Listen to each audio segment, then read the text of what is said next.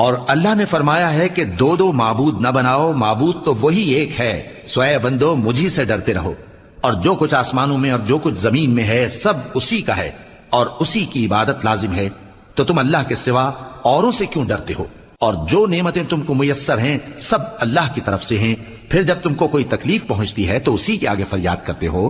फिर जब वो तुमसे तकलीफ को दूर कर देता है तो कुछ लोग तुम में से अल्लाह के साथ शरीक करने लगते हैं ताकि जो नेमतें हमने उनको अता फरमाई हैं उनकी नाशुक्री करें। तो मुशरिको, दुनिया में फायदे उठा लो, फिर अनकरीब तुमको इसका अंजाम मालूम हो जाएगा। और हमारे दिए हुए माल में से ऐसी चीजों का हिस्सा मुकर्रर करते हैं जिनको जानते ही नहीं।